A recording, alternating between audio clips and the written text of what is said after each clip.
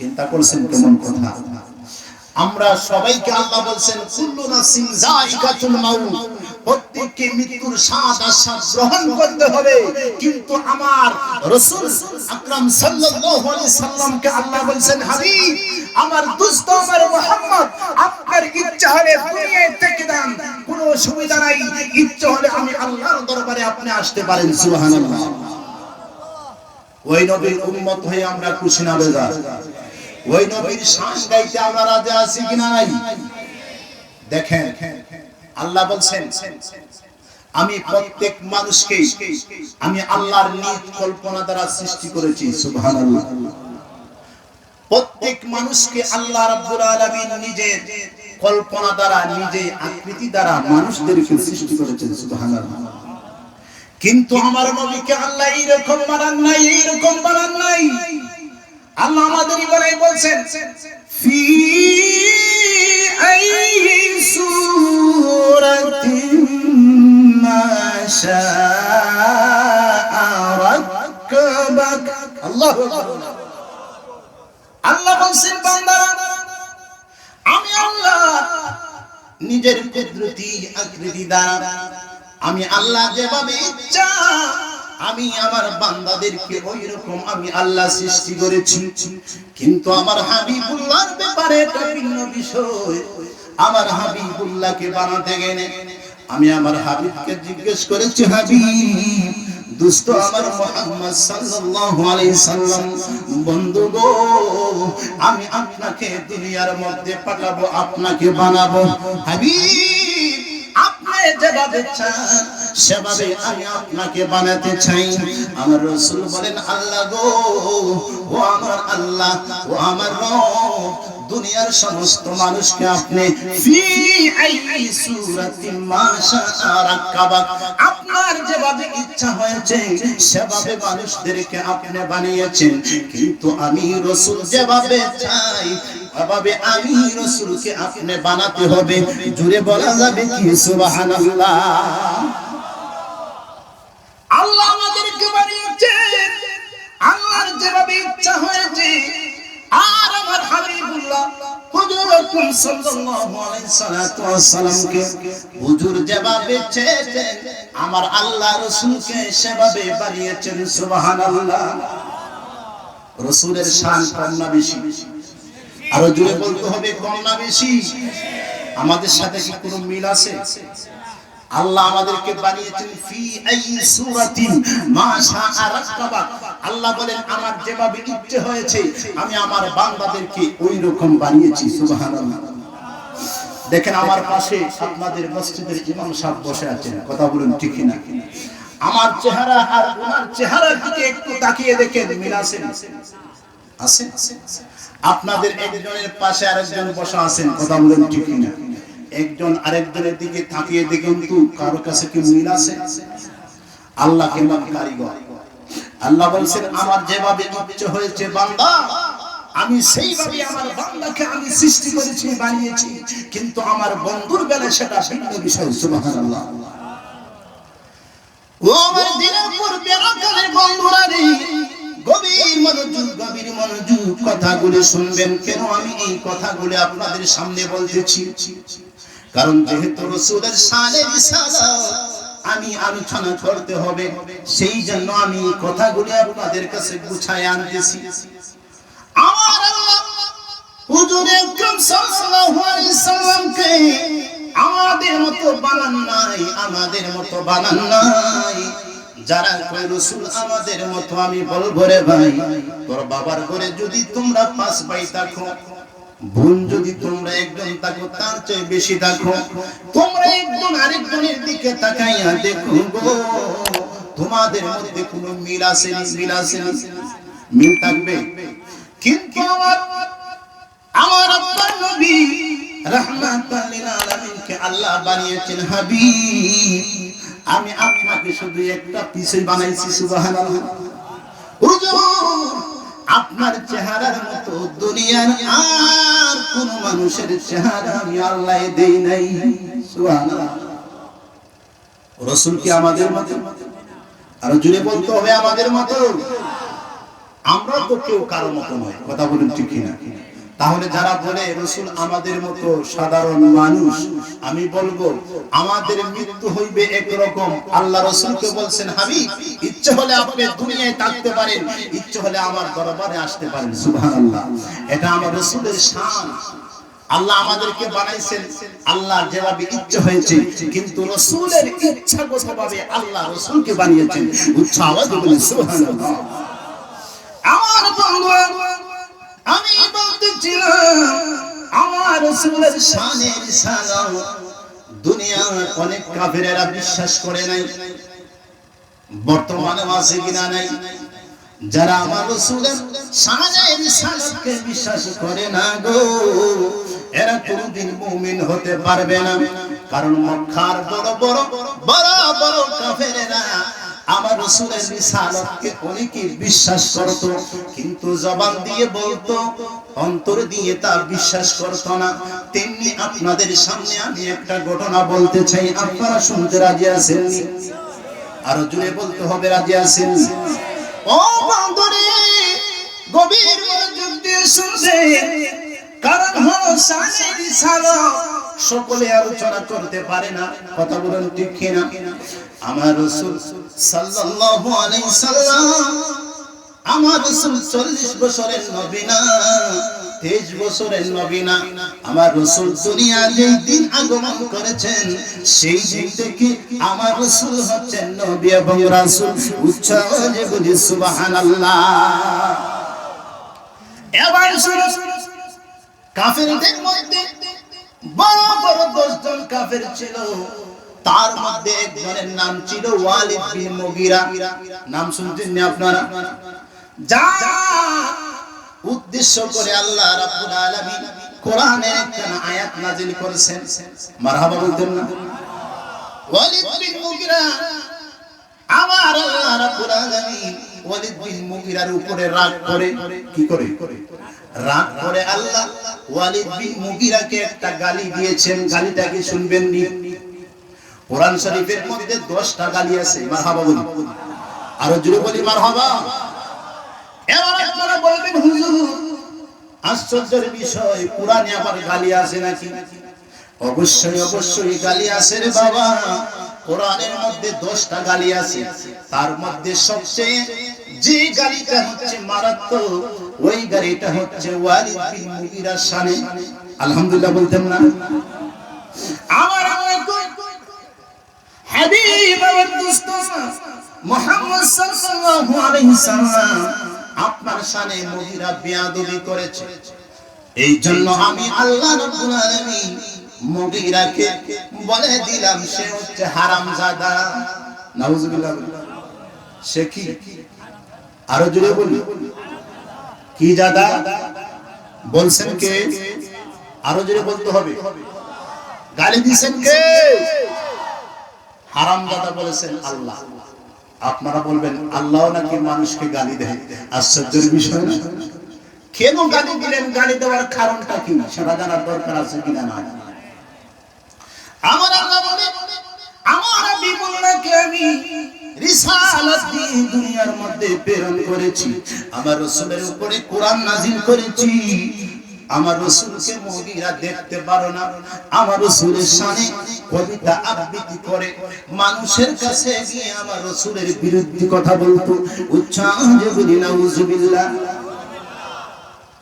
আমার আল্লাহ বলে, হাবিব আপনাকে যারা বেইজ্জতি করবে গো, আপনার সাথে যারা বেয়াদবি করবে, আমি আল্লাহ তাদেরকে ভালোবাসি না, আমি আল্লাহ তাদেরকে ভালোবাসি না। যারা আপনাকে ভালোবাসবে রাসূল, আমি আল্লাহ তাদেরকে ভালোবাসি। উচ্চ আওয়াজে বলি সুবহানাল্লাহ। রাসূলের ভালোবাসা আল্লাহর ভালোবাসা, রাসূলের মুহাব্বত আল্লাহর মুহাব্বত হয়ে যায়। আমি আস্তে আস্তে কথা বলি আপনাদের সামনে বলবো। এবার ওয়ালিদ বিন মুগীরা তার একটু পরিচয় আপনাদের সামনে তুলে ধরি। ওয়ালিদ বিন মুগীরার বাবা ছিল হিজরা। কি ছিল? হিজরা ছিলেন। আপনাদের এলাকায় হিজরা আছেন? হ্যাঁ, হিজরা ছিলেন তৃতীয় লিঙ্গের মানুষ, যাদেরকে আমরা মহিলাও মনে করি না, আবার পুরুষও মনে করি না, এদেরকে বলা হয় হিজরা। কথা বলুন ঠিক কিনা? ওয়ালিদ বিন মুগীরা ছিল হিজরা, হিজলা ছিল। কি ছিল? বিবাহ করেছে, কিন্তু তার বউর সাথে বাসরঘর করতে পারে না।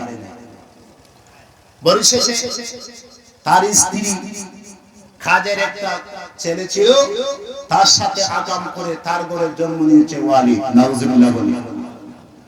এবার বুঝেন তো, হারামজাদা না হলে আমার রাসূলের সামনে বিয়াদবি করতে পারে কি পারে না?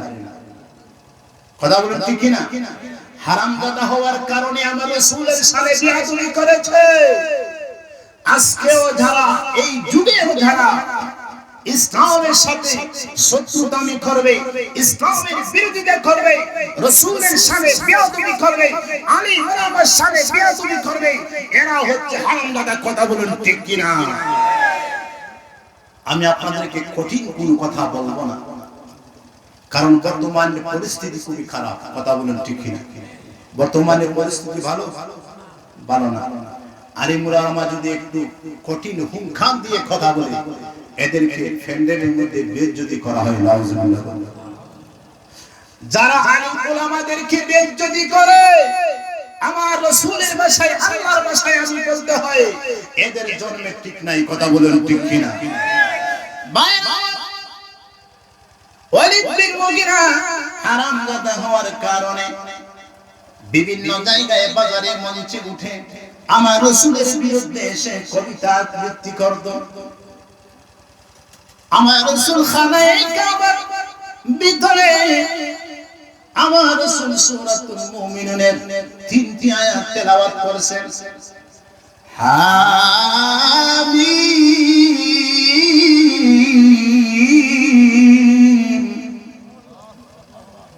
আমার রাসূল এই সূরার 3 আয়াত তেলাওয়াত করলেন।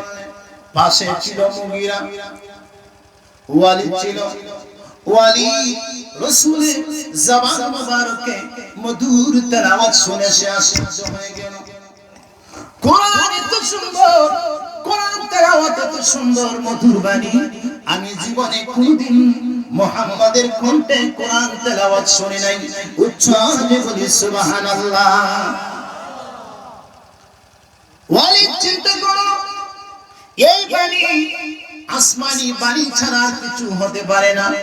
মুহাম্মদ সত্য ধর্ম নিয়ে দুনিয়ার মধ্যে আগমন করেছে। মুহাম্মদকে হুদাহুদি মানুষেরা পাগল পাগল বলে গালি দেয়। উচ্চারণে নাউজুবিল্লাহ। তার মাথার মধ্যে এই চিন্তা আসার কারণে সে তার দলবলদের কাছে গেল। একটা সভা চলেছিল, ওই সবার মধ্যে গিয়ে বলল, ও আমার বংশের লোকেরা তোমরা শুনো, ও আমার পাড়া প্রতিবেশীরা তোমরা শুনো, আমি খানায়ে কাবার মধ্যে গিয়েছিলাম। যাওয়ার পরে দেখি মুহাম্মদ সাল্লাল্লাহু আলাইহি ওয়াসাল্লাম সূরাতুল মুমিনুনের 3টি আয়াত তেলাওয়াত করেছে। এই আয়াতের মধ্যে রয়েছে, এত পরম পরিশালী আল্লাহ, জ্ঞানী আল্লাহ, যিনি কোরআন নাযিল করেছেন। উচ্চারণে বলি সুবহানাল্লাহ। যিনি হায়াত সৃষ্টি করেছেন, যিনি মৌত সৃষ্টি করেছেন, যদি দুনিয়ার মধ্যে সবচেয়ে বড় নাফরমান হয়, সে যদি তাওবা করে নেয়, আল্লাহ রাব্বুল আলামিন তাওবা কবুলকারী হয়ে যায়। সুবহানাল্লাহ। এই কথা শোনার পরে ওয়ালিদ বিন মুগীরা সেই দৌড়ে গিয়ে বলল, ও মক্কার লোকেরা তোমরা শুনো শুনো, মুহাম্মদ সাল্লাল্লাহু আলাইহি ওয়াসাল্লামের কাছ থেকে এইমাত্র আমি তোমাদের কাছে আসলাম। মুহাম্মদের রিসালাত নিয়ে, মুহাম্মদ আল্লাহর রাসূল হিসাবে দুনিয়ার মধ্যে আগমন করেছেন, আমি এটা মানলাম। সুবহানাল্লাহ বলি। লোকেরা বলল কি? কয় হ্যাঁ, আমি মক্কার সবচেয়ে বড় বড় কাফেরদের মধ্যে 10 জনের একজন তোমাদেরকে বলতেছি, মুহাম্মদ সত্য ধর্ম নিয়ে দুনিয়ার মধ্যে আগমন করেছে। এটা কোনো মিথ্যা কোনো কথা না, কারণ মুহাম্মদ যে সুন্দর ভাষায় আল্লাহর কালাম তেলাওয়াত করেছে, আসমানি কিতাব তেলাওয়াত করেছে, এত মধুর সুর আমি জীবনে আর কোনোদিন শুনি নাই। উচ্চারণে বলা যাবে সুবহানাল্লাহ। ওয়ালিদ বিন মুগীরা কয়, ও আমার বন্ধুরা তোমরা শোনো, মুহাম্মদ সত্যি আল্লাহর পাঠানো পয়গম্বর। ওয়ালিদ বিন মুগীরার জবান থেকে এই কথা শুনে শত শত লোক কালিমার ছায়ার করে চলে এসেছে। উচ্চ আওয়াজে বলি সুবহানাল্লাহ। আবু জাহেল ছিল না, সে শুনলো ওয়ালিদ বিন মুগীরা লোকদেরকে মুহাম্মাদের পক্ষে কথা বলতেছে। আবু জাহেল দৌড়াইয়া ওয়ালিদ বিন মুগীরার বাড়ির মধ্যে চলে এসেছে। ও বন্ধু, আপনি একজন মুরব্বী হয়ে মাতব্বর হয়ে আপনি আমাদের লোককে মুহাম্মাদের বিষয়ে আপনি একটু সাফাই গাইতেছেন, ব্যাপারটা কি? এবার ওয়ালিদ বিন মুগীরা ডেকে ডেকে বলে, ও বন্ধু আবু জাহেল, তোমাকে একটু বলে দিতে চাই, তুমি যে মানুষের কাছে গিয়ে বলো মুহাম্মদ পাগল, মুহাম্মদ পাগল, তুমি একটু বুকে হাত দিয়ে বলে তো আল্লাহর কসম করে বলো মুহাম্মদকে জীবনে পাগলামি করতে কোনোদিন দেখছনি? সুবহানাল্লাহ বলতে না? আবু জাহেল কই না আল্লাহ, খোদা কি কসম, মুহাম্মদ সাল্লাল্লাহু আলাইহি সাল্লাতু ওয়াস সালাম আমি জীবনে কোনদিন পাগলামি করতে দেখি নাই, দেখি নাই, দেখি নাই, দেখি নাই। রে ওয়ালিদ বিন মুগীরা, আমি সাক্ষী দিচ্ছি মুহাম্মদ সাল্লাল্লাহু আলাইহি সাল্লাম পাগল না, উনি আল্লাহর পাঠানো পয়গম্বর হচ্ছেন রাসূল। সুবহানাল্লাহ। আবু জাহেল সাক্ষী দিয়েছে রাসূল মুহাম্মদ আল্লাহর পাঠানো পয়গম্বর, এর চেয়ে বড় নিয়ামত আর হতে পারে কি পারে না? আমার বন্ধুরা, ও বন্ধু আবু জাহেল, আপনারা বলে থাকেন মুহাম্মদ সাল্লাল্লাহু আলাইহি সাল্লাম একজন কবি। যখন মক্কার মানুষেরা মুহাম্মদের কাছে আসে গো, মুহাম্মদ কবিতা নিজ থেকে বানায়া বানায়া বানায়া বানায়া মানুষদেরকে শোনায়। অর্থাৎ আমার রাসূল কোরআনে তেলাওয়াত যখন করেন ছন্দ মিলাইয়া মিলাইয়া, আমার আল্লাহ তো কোরআনটা ছন্দ মিলাইয়া বানাইছেন। সুবহানাল্লাহ। আমার আল্লাহ বলেন ওয়াশ-শামসি ওয়া-দুহাহা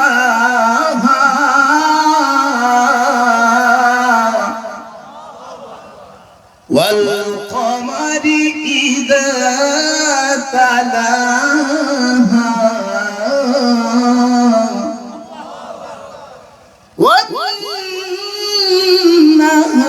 ওয়ান-নাহারি ইযা জাল্লাহা।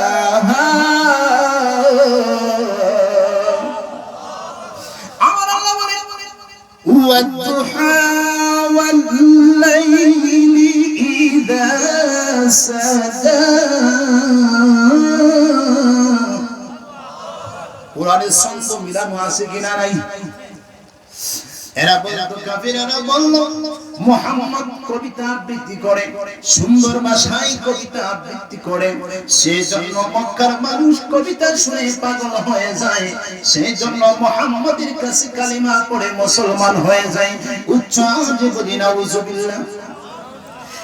ওয়ালিদ বিন মুগীরা ডেকে ডেকে বলে, বন্ধু আবু জাহেল, খোদার কসম করে বলো মুহাম্মদ যে ছন্দ মিলাইয়া তেলাওয়াত করে এটা কি কবিতা না আসমানি কিতাব?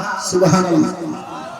আবু জাহেল ডেকে ডেকে বলে, লা আল্লাহ, আল্লাহর কসম, আল্লাহর কসম, মুহাম্মদ যে কালাম তেলাওয়াত করে এটা কোন কবিতার বই না, এটা কবিতার কোন ছন্দ না, এটা সরাসরি আল্লাহর পাঠানো কোরআন তেলাওয়াত। সুবহানাল্লাহ বলতেন না? এবার বলে আবু জাহেল, তৃতীয় নম্বরে মুহাম্মদ সাল্লাল্লাহু আলাইহি সাল্লামকে তোমরা মিথ্যুক বলে গালি দাও। নাউজুবিল্লাহ। আমার রাসূলকে কই মুহাম্মদ মিথ্যা কথা বলে। নাউজুবিল্লাহ বলতেন না? বাপ দাদার কলমের মধ্যে সুনকালি মাখছে গো। মুহাম্মদ মিথ্যা কথা বলে, মুহাম্মাদের কাছে তোমরা যাইও না। মুহাম্মদ পাগল, তোমরা মুহাম্মাদের কাছে যাইও না। মুহাম্মদ কবিতা আবৃত্তি করে, মুহাম্মাদের কাছে তোমরা যাইও না। লোকেরা এবার ডেকে ডেকে বলে, আবু জেহেল গো, তুমি যাকে পাগল বলতেছো, যাকে বলতেছো মিথ্যা কথা বলে, ওই লোকটাকে আমরা একটু দেখতে চাই। আমার রাসূলের খেদমতে যখন লোকেরা আসতে থাকে, আমার রাসূলের নূরানী চেহারা আনোয়ার দেখিয়া সঙ্গে সঙ্গে কালিমা পড়ে মুসলমান হয়ে যায়। বন্ধুরা রে, এবার ওয়ালিদ বিন মুগীরা ডেকে ডেকে বলে, আবু জেহেল গো, মুহাম্মদকে তোমরা বলো সে মিথ্যা বলে। তুমি খোদার কসম করে বলো, মুহাম্মদ জীবনে কোনদিন মিথ্যা বলেনি। এবার আবু জেহেল লা আল্লাহ, আল্লাহর কসম করে বলতেছি, মুহাম্মদকে জীবনে কোনদিন একটা মিথ্যা কথা বলতে শুনি নাই। সুবহানাল্লাহ বলতেন না? সাদিকুল আমিন, রাসূলকে মক্কাবাসীরা সাদিকুল আমিন আমিন বলে ডাকতে। সুবহানাল্লাহ। রাসূলের মতো সত্যবাদী সাদিক এই দুনিয়ার মধ্যে আর কেউ নাই, কেউ নাই, কেউ নাই। সুবহানাল্লাহ। কয় তাহলে কেন রে মুহাম্মদকে তোমরা পাগল বলো? এবার আবু জেহেল দেখলো, ওয়ালিদ বিন মুগীরা যদি মুসলমান হয়ে যায়, মুহাম্মদের ধর্ম যদি সে স্বীকার করে নেয়, মক্কায় তাদের আর পাওয়ার থাকবে না। ওয়ালিদ বিন মুগীরাকে যেমনি পারা যায় তেমনি জনদেরকে ইসলাম থেকে ফিরাইয়া নেওয়া আসা যায়। এবার আপনাদেরকে কাছে আমি একটা বিচার দেব, আমরা যারা রাসূলকে মহব্বত করি, আমাদের পাশে আছে রাসূলের মহব্বত থেকে সরানোর জন্য তারা সব সময় আমাদের পিছনে আছে কিনা নাই? আরো জোরে বলতে হবে, আছে কিনা নাই? নবীর মহব্বতে মিলাদ পড়ি, নবীর মহব্বতে কিয়াম করি, নবীর মহব্বতে নবীকে সালাতু সালাম আমরা জানাই রে বন্ধু। একজন আছে কয় সুন্নিরা বেদাত করে দাঁড়াইয়া দাঁড়াইয়া নবীকে সালাম জানাই। আমি বলবো বন্ধুরা, ও দিনারপুরের বন্ধুরা, গভীর মনোযোগ দিয়ে কথাগুলো একটু শুনবেন। আপনাদের বুকে হাত দিয়ে বলবেন, নবীর মিলাদ পড়লে অন্তরে শান্তি আসে কিনা না? শান্তি পাওয়া যায় কিনা না? আমার বন্ধুরে, আমরা রাসূলকে মহব্বত করে রাসূলের শানে মিলাদ করি, কিয়াম পড়ি, দুরূদ পড়ি, অন্তরে আমরা শান্তি পাই। আমাদেরকে নষ্ট করার জন্য একদল উঠে পড়ে লেগেছে, এরা কয় সুন্নিরা বেদাত করে। আমি বলবো রে বন্ধু, যদি নবীর মিলাদ পড়ার কারণে আমরা বেদাতি হই গো, আমরা বেদাতি হয়ে মরতে চাই, কথা বলুন ঠিক কিনা? নবীর মিলাদ পড়ার জন্য যদি আমরা বেদাতি হই, নবীকে সালাম দেওয়ার জন্য যদি আমরা বেদাতি হই, আমরা বেদাত করে আমরা মরতে চাই। কারণ প্রমাণ হবে কাল কিয়ামতের ময়দানে রাসূলের আশিক তোমরা না, রাসূলের আশিক আমরা, কথা বলুন ঠিক কিনা? আমার আল্লাহ বলে, ইন্নাল্লাহা ওয়া মালাইকাতাহু ইউসাল্লুনা আলান নবী ইয়া আইয়ুহাল্লাযীনা আমানু সাল্লু আলাইহি ওয়া সাল্লিমু তাসলিমা। আল্লাহু আকবার, আল্লাহু আকবার। আমার আল্লাহ বলে, আমি আমার রাসূলের উপরে রহমত বর্ষণ করি। সুবহানাল্লাহ বলুন। এখানের মধ্যে অনেক আলিম ওলামা একটু ভুল করে, বলবো কি ভুলটা? অনেকেই কয় আমার আল্লাহ নাকি আমার রাসূলকে সালাতু সালাম জানায়। আমি বলবো বন্ধুরে, এই কথা সঠিক নয়, সঠিক নয়। আমার আল্লাহ আমার রাসূলকে সালাতু সালাম জানানোর কোনো প্রয়োজন নাই, কারণ এটা আমার আল্লাহর শানে বেয়াদবি হয়, কথা বলেন ঠিক কিনা? এটা বুঝে বলে না বেউসে বলে? বেহুশে বলে যদিও কই আমার আল্লাহ আমার রাসূলের প্রতি সালাম জানাই, আমি বলবো সালাম নয় বন্ধুরে। এই আয়াতের তাফসীরের মধ্যে আপনি খুঁজে দেখবেন আমার আল্লাহ আমার রাসূলের উপরে রহমত বর্ষণ করেন। সুবহানাল্লাহ। যেই রহমত বর্ষণ আমার রাসূলের উপরে করেন, আমার আল্লাহ কই ফেরেশতারা রে, আমি যে নবীর উপরে রহমত বর্ষণ করি তোমরা ওই নবীকে সালাত সালাম জানাও। সুবহানাল্লাহ। ফেরেশতারা আমার রাসূলকে সালাম জানায়, ওই কাজটা আমরা করার জন্য আমার আল্লাহ আমাদেরকে আদেশ করেছেন। উচ্চ আওয়াজে বলা যাবে কি সুবহানাল্লাহ। তারপরে আমার আল্লাহ যে কাজটা আমার রহমতের ফেরেশতারা করে, আমার মুমিন বান্দারা করে, ইন্নাল্লাযীনা ইউযুনাল্লাহা ওয়া রাসূল লা'আনাহুল্লাহু ফিদ দুনিয়া ওয়াল আখিরাহ ওয়া কানা আল্লাহু আযাবান মুহিনা। আল্লাহু আকবার। আমার আল্লাহ বলেন আমার বন্ধু দোস্ত মুহাম্মদ সাল্লাল্লাহু আলাইহি সাল্লামের উপরে আমি রহমত বর্ষণ করি, আমার অসংখ্য অগণিত ফেরেশতারা রহমত বর্ষণ করে। ওই কাজটা আমার বান্দাদেরকে করার জন্য আমি আল্লাহ হুকুম দিয়েছি। আমার বন্ধুর উপরে তোমরা দুরূদ ও সালাম বেজো। যদি তোমরা আমার রাসূলের উপরে দুরূদ ও সালাম না বেজো, ইন্নাল্লাযীনা ইউযুনাল্লাহা ওয়া রাসূলাহু লা'আনাহুল্লাহু ফিদ দুনিয়া ওয়াল আখিরাহ।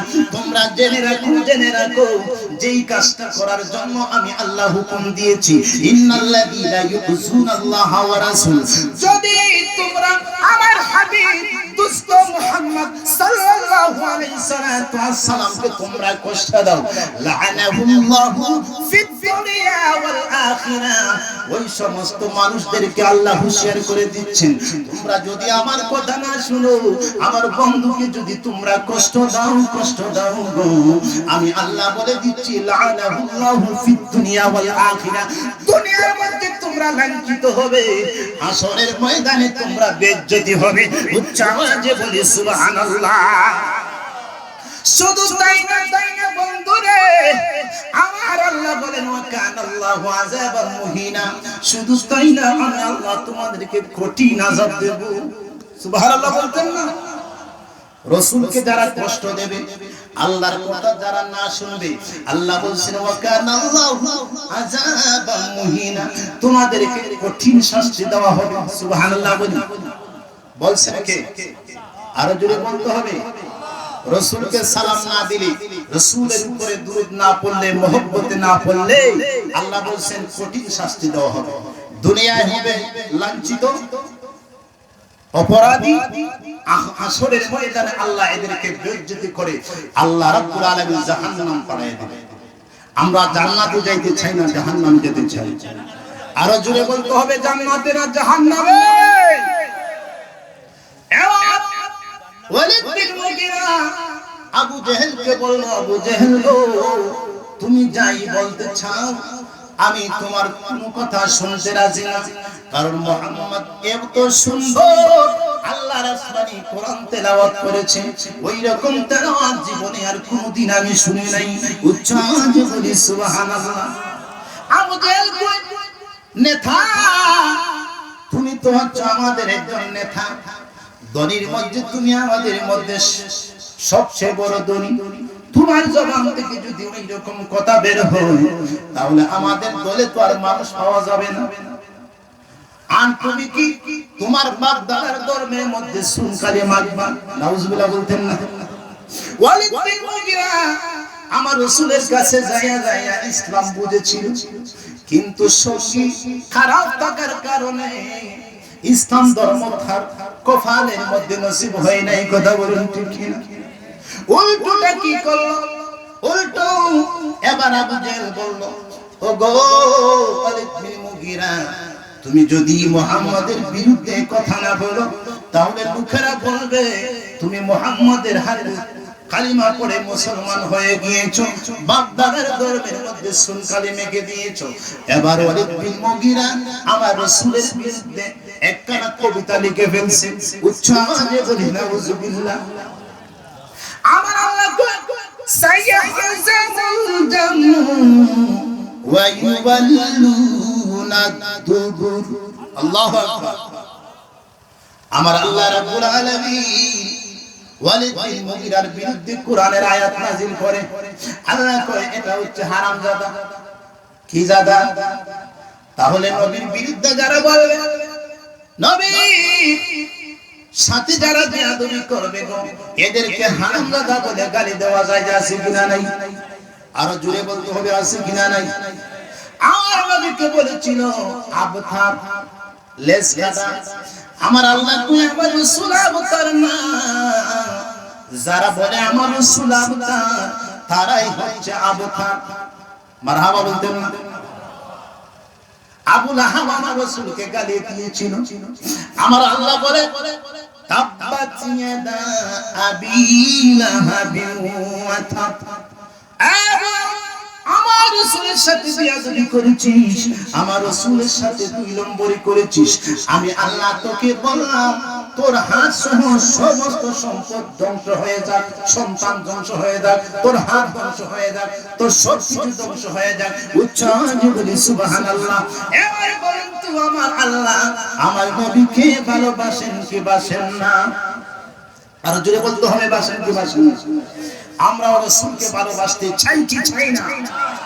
হে রাসূল বলেন, হে রাসূল তোমায় ভালোবাসি অন্তরে শুধু মুখে না।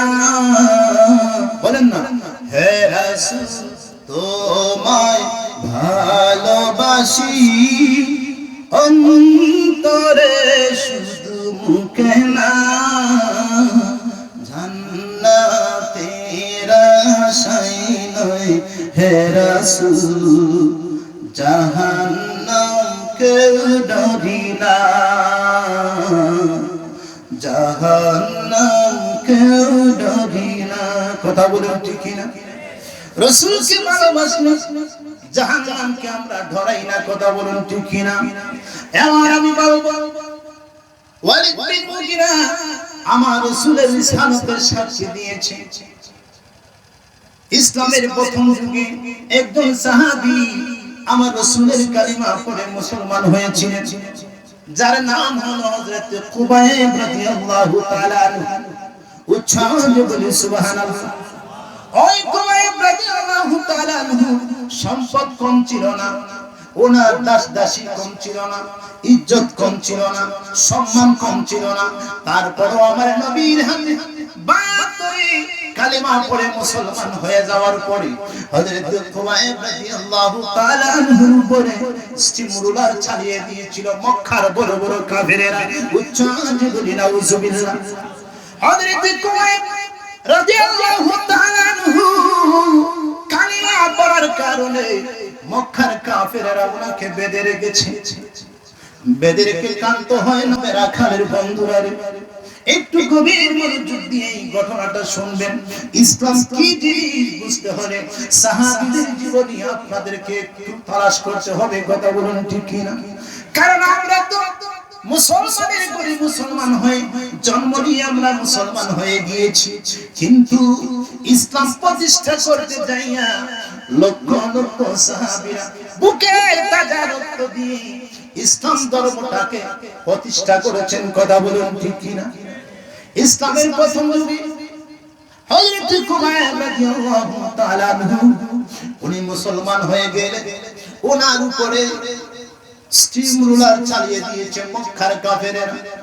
ওনার হাত পায়ে বাঁধিয়ে ওনাকে আঘাতের উপরে আঘাত করতে লাগলো আর বলতেছে, কুবাইব এখনো সময় আছে, এখনো সময় আছে, মুহাম্মাদের কালিমা তুমি ফিরত দিয়ে দাও, আমাদের বাপ দাদার ধর্মে তুমি আবার প্রবেশ করো।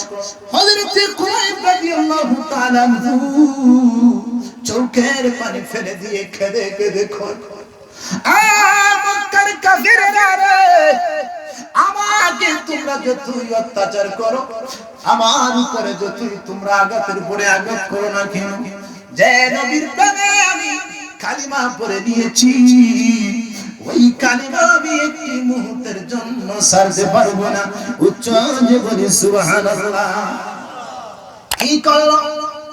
ওনার একটা দাস পরিশেষে মুসলমান হয়ে গেলে উনি বলতেছেন হযরত খুবাইব রাদিয়াল্লাহু তাআলা আনহু ওনার শরীর থেকে জামাটা উঠাইলে সে দেখতা হযরত খুবাইবের শরীরের মধ্যে এক জারাও চামড়া নাই। আল্লাহু আকবার। আশ্চর্য হয়ে যাইত, ইসলামের জন্য এত পাগল হযরত খুবাইব, নবীর জন্য এত পাগল পাগল পাগল। ওই নবীর পাগল হযরত খুবাইব রাদিয়াল্লাহু তাআলা আনহুকে হাতে পায়ে বাঁধিয়া, গোড়ার পায়ের সাথে বাঁধিয়া মরুভূমির উত্তপ্ত খরা বালুর মধ্যে নিয়ে শরীর থেকে জামা কাপড় খুলিয়ে গরম বালি পাথরের মধ্যে গোড়া দিয়ে টানিয়া টানিয়া লইয়া যাইত। উৎসাহ নাউজুবিল্লাহ। মরুভূমির বালুর মধ্যে হযরত খুবাইব রাদিয়াল্লাহু তাআলা আনহুকে শোয়াইয়া বলতো, খুবাইব রে, এখনো সময় আছে রে খুবাইব, মুহাম্মাদের ধর্ম ছাড়ো, বাপ দাদার ধর্মে তুমি আবার যোগ দাও। হযরত খুবাইব থেকে রেখে বলতে, মক্কার কাফেরেরা গো, আমার উপরে তোমরা স্টিমরোলার চালিয়ে দিয়েছো, নবীর কালিমা পড়ার কারণে আমাকে আঘাতের পরে আঘাত তোমরা দিতেছো। শুনে রাখো, শুনে রাখো রে, আমার রাসূলকে আমি এখনো দেখি নাই। সুবহানাল্লাহ। আমার রাসূলকে না দেখে আমি ঈমান এনেছি। মক্কার কাফিররা আমাকে তোমরা এত কষ্ট দিচ্ছ, হাতে পায়ে বাঁধিয়া মরুভূমির মধ্যে আমাকে শোয়া রাখছো রে। পাথরের আঘাতে আঘাতে আমার শরীরটা জর্জরিত হয়ে গিয়েছে, শরীর থেকে রক্ত বলে পড়তেছে। আল্লাহু আকবার। আমার বন্ধুরা ইসলাম কাকে বলে শুনুন। হযরত খুবাইব, আমার শরীর থেকে রক্ত ঝরতেছে, আমার শরীরের মধ্যে চামড়া নাই, সব চামড়া উঠে গিয়েছে। ওনার দাস বলে, আমরা দেখি হযরত খুবাইব এই মরুভূমির ভালুর মধ্যে ওনাকে রেখে আমরা দুই চলে আসলে আমরা দেখি হযরত খুবাইব রাদিয়াল্লাহু তাআলা আনহু উনি বিনা মৌসুমে আঙ্গুর ফল ভক্ষণ করতেছেন। সুবহানাল্লাহ। আমরা আশ্চর্য হয়ে যাইতাম, এই বিনা মৌসুমে মক্কা নগরীতে আঙ্গুর নাই, কোন বাগানের মধ্যে আঙ্গুরের কোনো ব্যবস্থা নাই, কিন্তু হযরত খুবাইব রাদিয়াল্লাহু তাআলা আনহু আঙ্গুর কই পাইলেন। আমরা পরিশেষে বুঝতে পারলাম এই আঙ্গুর দুনিয়ার সাধারণ কোন বাজারের আঙ্গুর না, এই আঙ্গুর হচ্ছে আল্লাহর পাঠানো জান্নাতি আঙ্গুর ফল। সুবহানাল্লাহ। আল্লাহু আকবার। ইয়া রাসূলুল্লাহ। বাইরা হযরত খুবাইব রাদিয়াল্লাহু তাআলা আঙ্গুর ফল ভক্ষণ করেন আর মুস্কি মুস্কি হাসে। সুবহানাল্লাহ। কাফেরেরা কয় খুবাইব পাগল হয়ে গেছে, মুহাম্মাদের কালিমা পড়ে যারা তারাই পাগল হয়ে যায়। এবার আপনারা বলুন তো, আমরা যারা নবীকে ভালোবাসি আমাদেরকে যারা পাগল বলে, আসলে আমরা পাগল কার পাগল? আল্লাহ এবং তার রাসূলের পাগল কথা বলেন ঠিক কি না? এই যে গভীর শীতের মধ্যে আপনারা বসে আছেন গো, একটা মানুষ আমার কোনো আকর্ষণে আসেন নাই, আমার রাসূলের আকর্ষণে, ইসলামের আকর্ষণে আপনারা এই মাহফিলের মধ্যে বসে আছেন, কথা বলেন ঠিক কি না? আমার বন্ধুরা, হযরত খুবাইব রাদিয়াল্লাহু তাআলা আনহুকে মরুভূমির বালুর মধ্যে দুই হাত পা বাঁধাই বেঁধে এবার ফেরাগুলি গরম করে হযরত খুবাইব রাদিয়াল্লাহু তাআলা আনহুর হাতের মধ্যে ফেরাক মারছেন। নাউজুবিল্লাহ। একটা বেরাত মারছে কই কুবা বেরা এখনো সময় আছে মুহাম্মাদের ধর্ম সার বাপ দাদার ধর্মের মধ্যে যোগ দে হযরত খুবাইব কই মক্কার কাফেররা গো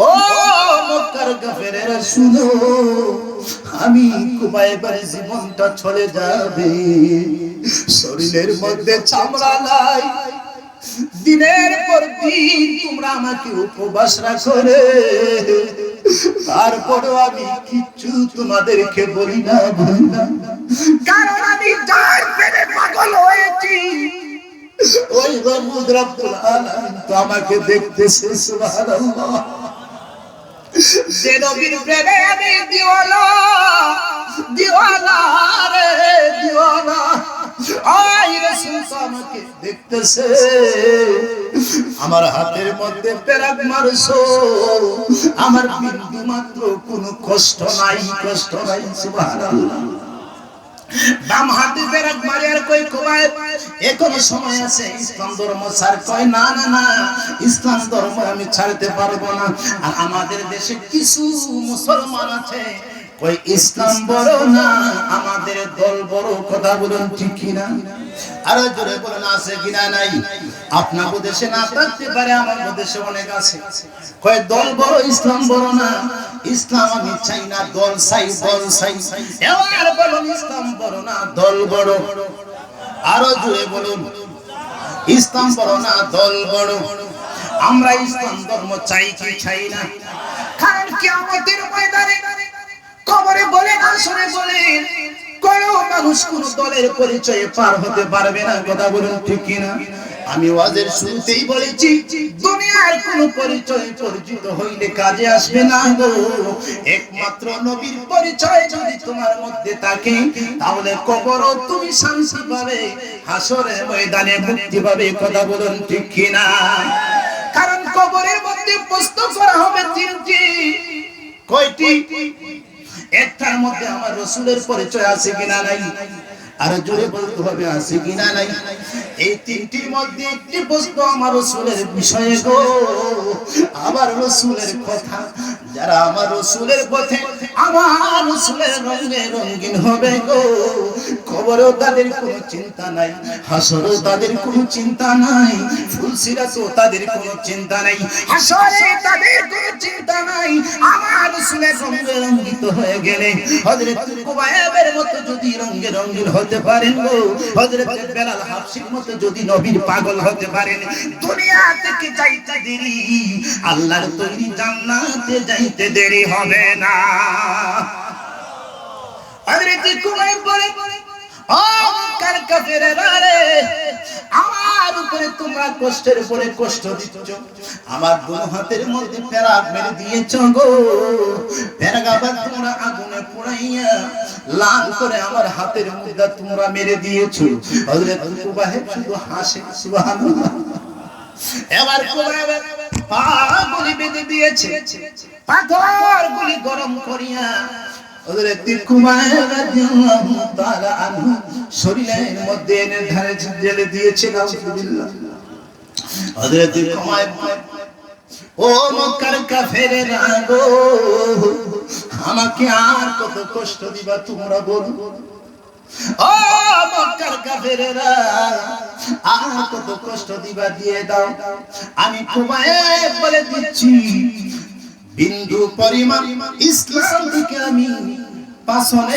সরে আসবো না আমার জীবন যতদিন আমার থাকবে গো আমার নবীকে বিন্দু পরিমাণ আমি ছাড়তে পারবো না উচ্চারণে বলা যাবে সুবহানাল্লাহ এবার মক্কার কাফেররা বলে খুবাইব রেডি হয়ে যাও তোমাকে সুরে চড়ানো হবে খুবাইব কয় আলহামদুলিল্লাহি রাব্বিল আলামিন কারণ মুসলমানদের উপরে যত আঘাত দেওয়া হয় মুসলমানদেরকে যত কষ্ট দেওয়া হয় যদি একজন মুসলমানকে বলে তুমি কালিমা শরীফ পরিত্যাগ করো যদি বন্দুকের মাথা যদি ওই মুসলমানদের কপালের মধ্যে মাথার মধ্যে ঠেকায় কই কলিমা বাদ দাও। মুসলমান বলবে না না না কলিমা বাদ দেব না। ওই কারণটা কি? কই তুই বন্দুকের নালী আমার মাথার মধ্যে ঠেকাইলে রে, আর বন্দুকের নালীর মধ্যে আল্লাহর তৈরি জান্নাত আমি দেখতে পাই। সুবহানাল্লাহ। হযরত কুবাইব কয় আলহামদুলিল্লাহি রাব্বিল আলামিন, আমি আল্লাহর দরবারে শুকরিয়া আদায় করি তোমরা আমাকে সুরে চড়াইবা। লোকেরা কই কি রে কুবাইব পাগল হয়ে গেছে রে, মরার জন্য সে আলহামদুলিল্লাহ বলতেছে। এবার কুবাইব রাদিয়াল্লাহু তাআলা আনহুর উপরে স্টিমার চালিয়ে দিয়েছে। এবার বলতেছে কুবাইব এবার তোমার কাছে আমরা একটা জিনিস বলবো, এবার তুমি বলো তো আমাদের কাছে কি চাও? কিছুক্ষণের মধ্যেই তোমাকে কানের মধ্যে শুলে চড়ানো হবে, ফাঁসির কাষ্ঠের মধ্যে ঝুলানো হবে। হযরত কুবাইব রাদিয়াল্লাহু তাআলা আনহু বলেন, ও মক্কার কাফিরেরা গো, আমি তোমাদের কাছে একটা জিনিস চাই, দুনিয়ার আর কোনো কিছু চাই না।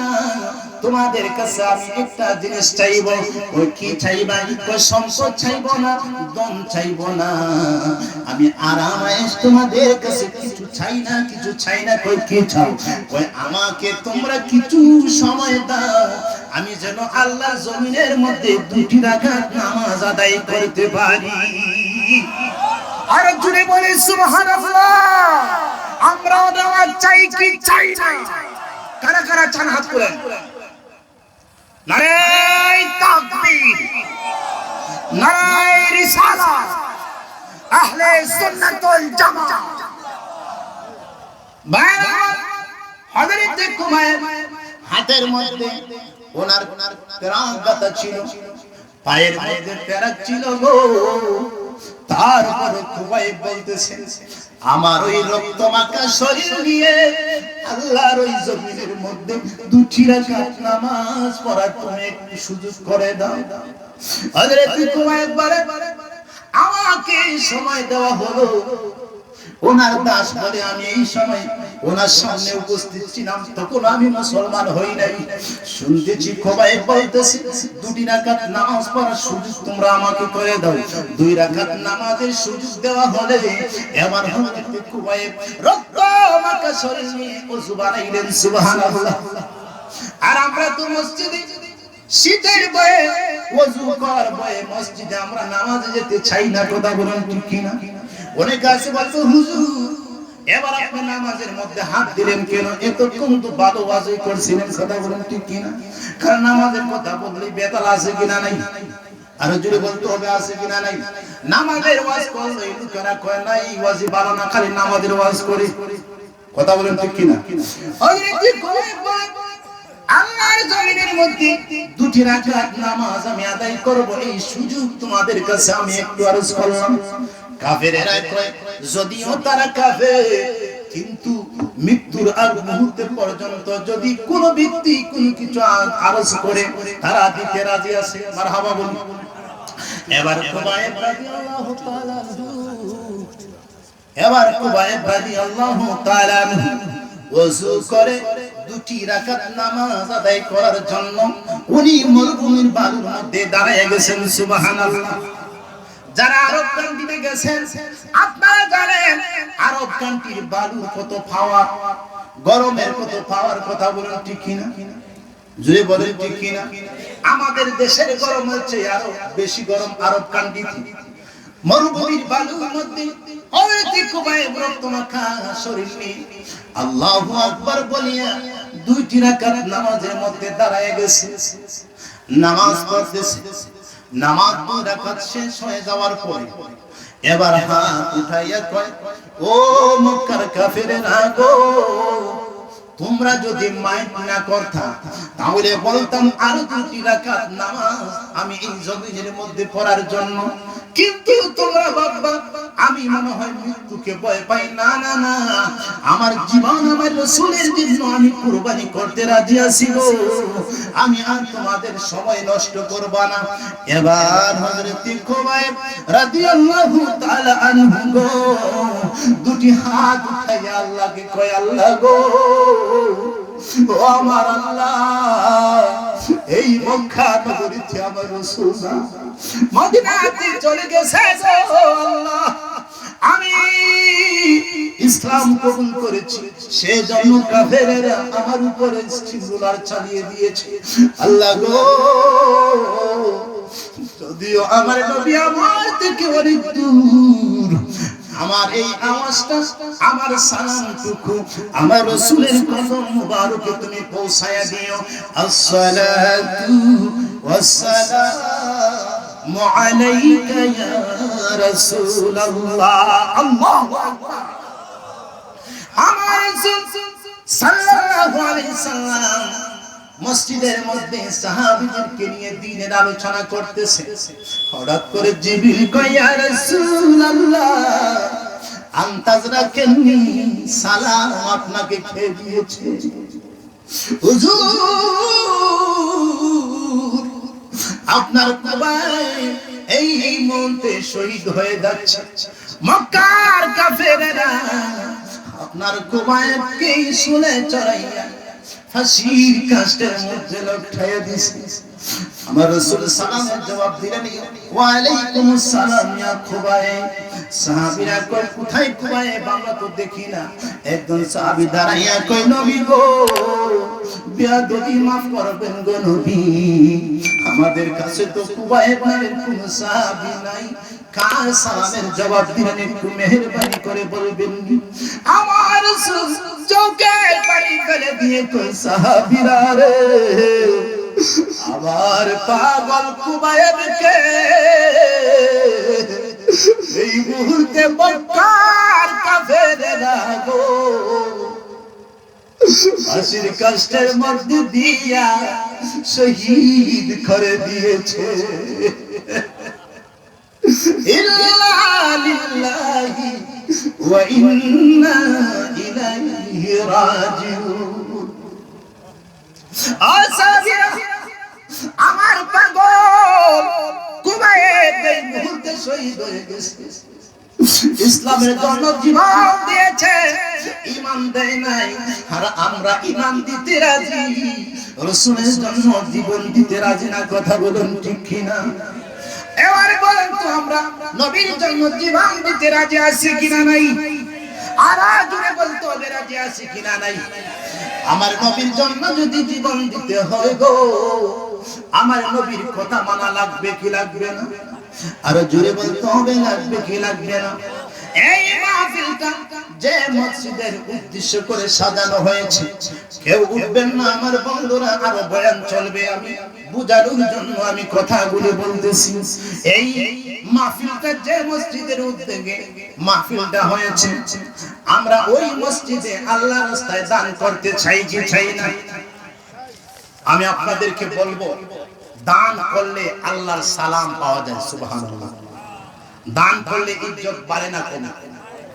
সালাম দেয় কে? আরো জোরে বলতে হবে, কে সালাম দেয়? আরো জোরে বলুন, কে সালাম দেয়? কে? আল্লাহর সালাম আমরা নিতে চাই কি চাই না? আরো জোরে বলতে হবে, নিতে চাই কি চাই না? বাইরে যুদ্ধের ময়দানে আমার রাসূল সাল্লাল্লাহু আলাইহি ওয়াসাল্লাম একখানা চাদর বিছাইয়া দিলেন। আমার সাহাবীরা রে, যুদ্ধের ময়দানে কে কি দান করবে একটু দান করুন। হযরত উসমান গনি জিন্নুরাই, ওরা এত সম্পদ আল্লাহ দিয়েছিল গো, ওই যুদ্ধের ময়দানে হযরত উসমান গনি জিন্নুরাইনি 900 উট আল্লাহর রাস্তায় বিলাইয়া দিয়েছে। সুবহানাল্লাহ। কয়শত উট? 900 উট। বর্তমান জামানায় এই 900 উটের দাম 900 কার গাড়ির সমান। সুবহানাল্লাহ। কয়শত গাড়ি? 900 কার গাড়ি দান করে দিয়েছেন আল্লাহর রাস্তায়। সুবহানাল্লাহ বলেন, সুবহানাল্লাহ। আর 100 ঘোড়া দান করে দিলে 10,000 সৈন্যর জন্য 10,000 যুদ্ধের পোশাকের ব্যবস্থা করে দিলেন। আলহামদুলিল্লাহ বলতেন না?